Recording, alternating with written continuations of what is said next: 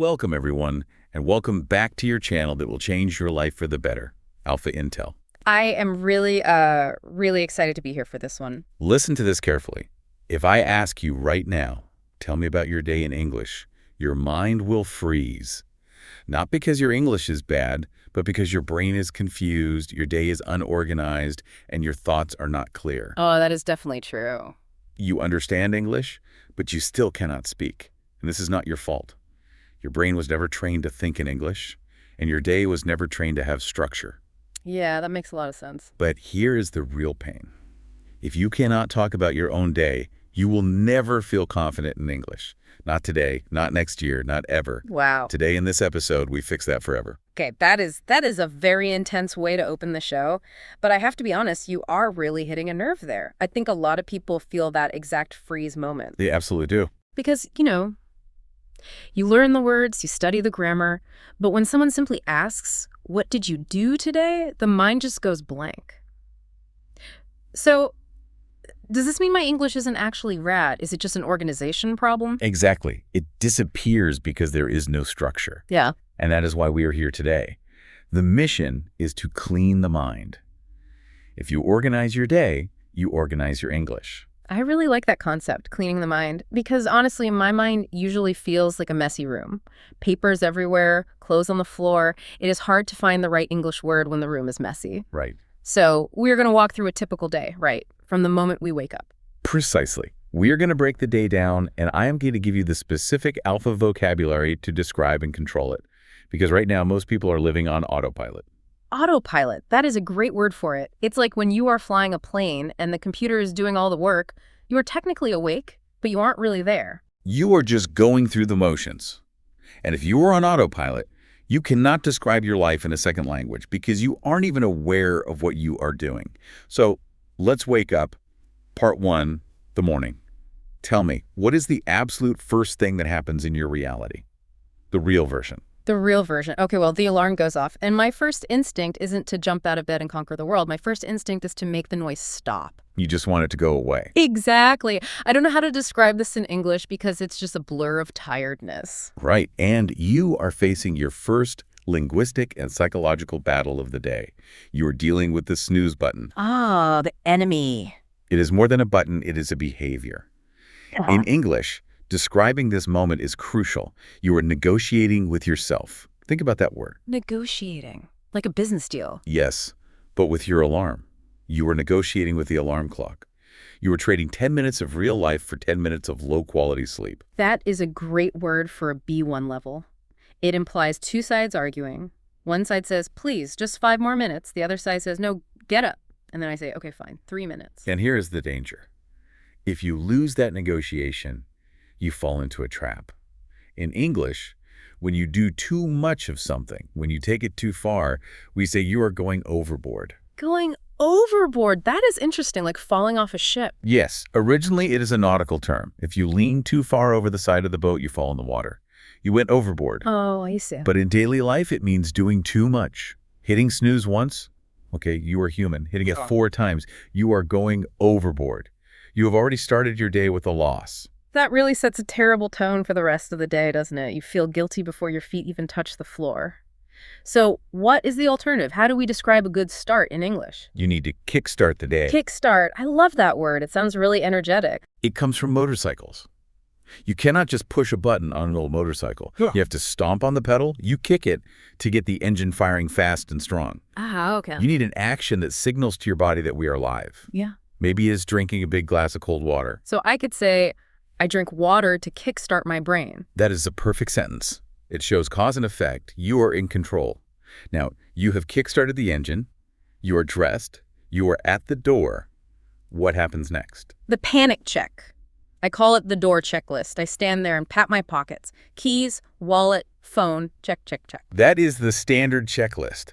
But for an Alpha Intel listener, for someone who wants to master English, there is a 4th item, the most important item. I'm straight to ask, what am I forgetting? The brain. The brain? Well, I try to keep that inside my head. You would be surprised how many people leave it on the pillow.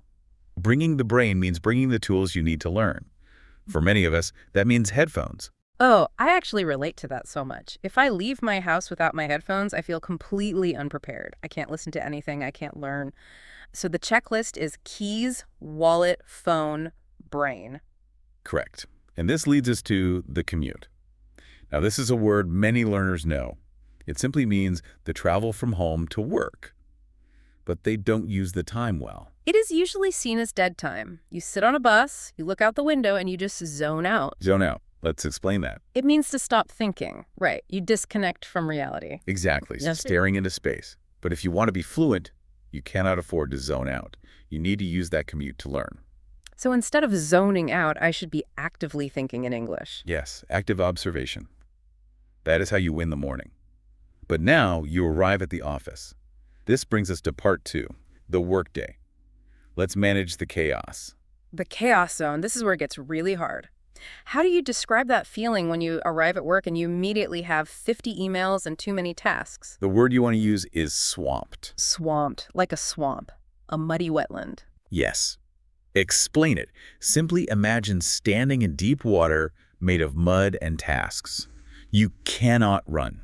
You can barely walk. That is how it feels to be overloaded. Oh, that makes perfect sense. So I would say I arrived at work and I was immediately swamped. Exactly.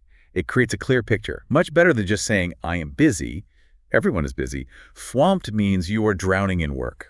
But when we are swamped, the natural instinct is to speed up. We try to do everything at once to survive. We try to whip through the list. Whip through to do tasks very fast. Right. I whip through my emails. I whip through the paperwork. It feels fast, but there is a major warning here. Have you heard the proverb, haste makes waste? Haste makes waste. Haste means speed, and waste means losing something valuable, right? Exactly. Yeah. If you go too fast, if you have haste, you make mistakes. You create waste. You lose time later because you have to fix those mistakes. Ah, so you send the email without the attachment, and then you have to send a second email to apologize. Which takes more time. This is a key alpha lesson. Yeah. You have to slow down to be faster.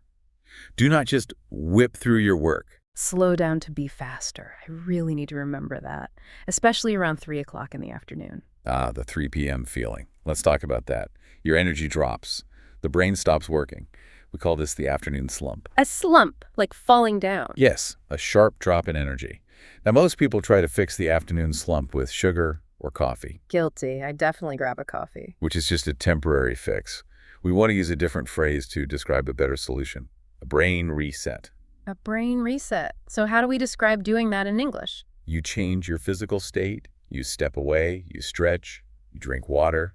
You tell your brain it is time to reset. So I could say I hit the afternoon slump, so I did some stretching for a brain reset. Perfect. You are managing your day, not just surviving it.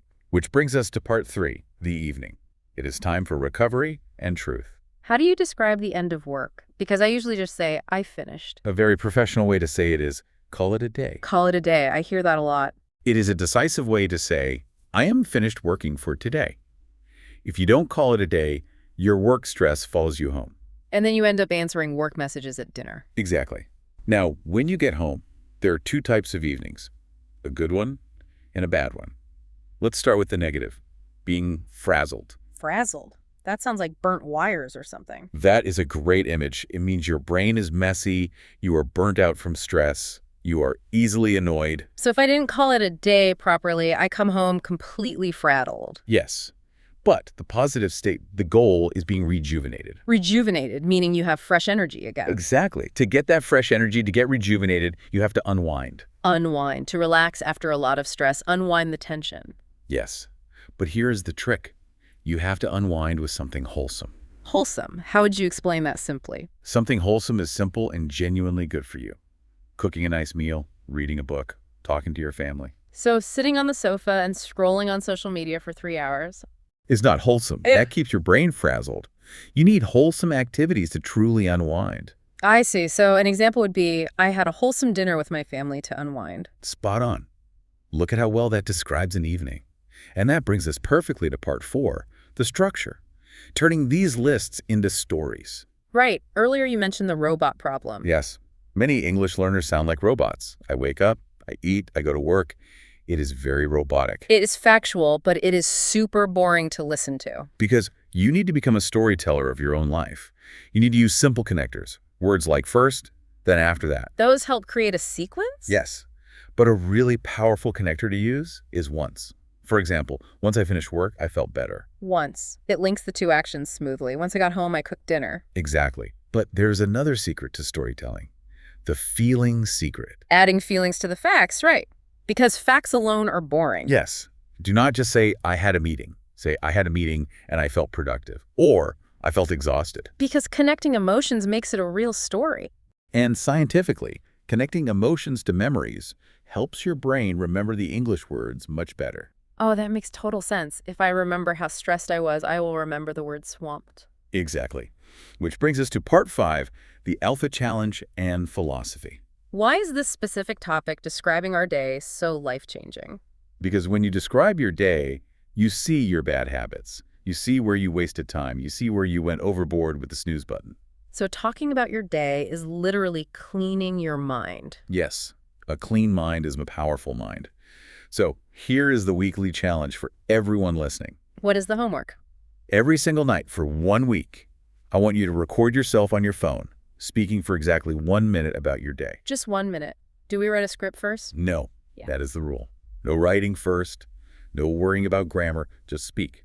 Use the words we learned today. That sounds tough, but I bet after 7 days, people will notice a huge difference. They will speak faster and with a lot less fear. They absolutely will. Before we finish up, we want to hear from you guys. Let's get a conversation going in the comments below.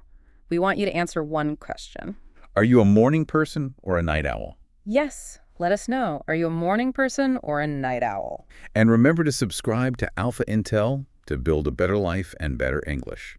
Keep practicing. Take control of your day, and you will take control of your English. See you next time.